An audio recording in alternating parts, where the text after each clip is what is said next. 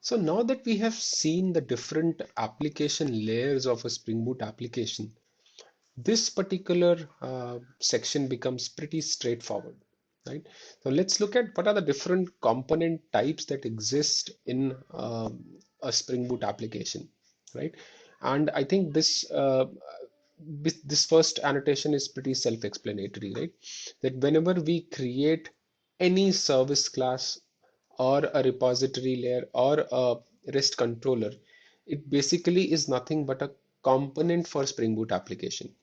And right, and relating it back to the previous annotation that we had seen in the previous video, when you start a Spring Boot application, it will basically look for all the components that you have defined inside a Spring Boot application, right?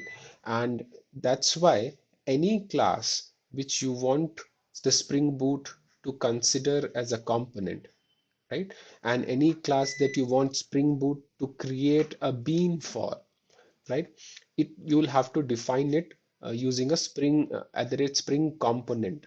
Now, if a service cannot be declared either as a service or a repository or a configuration or a REST controller, you can still classify it as a component, right? I hope that is clear.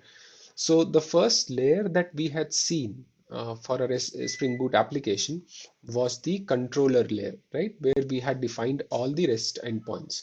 So for to identify a controller layer, we will annotate that entire class with the REST controller annotation, REST controller, sorry, right?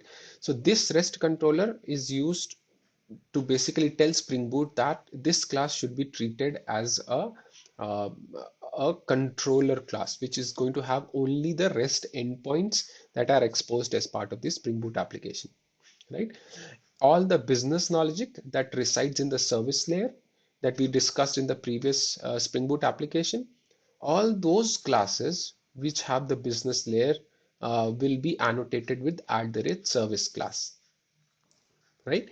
And all the classes that are defined as interfaces to the database will be called the repository classes or interfaces, as we'll see in Java, right?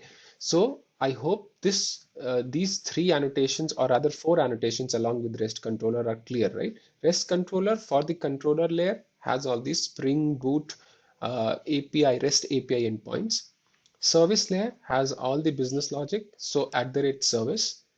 Repository layer basically talks to any database or persistent storage, which is nothing but a repository of data, right? So we call that @repository. We will annotate those classes accordingly, right? Just one more annotation for the purpose of this video is the @configuration, right?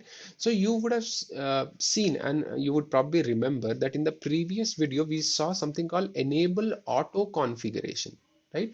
The Spring Boot auto configures certain configuration for the libraries that it is able to find inside the Spring Boot application, right?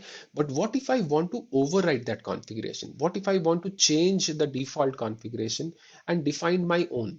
Let's say there are a, a set of well-defined threads or well-defined connections that I have for a particular database, right? Which is a default number of connections.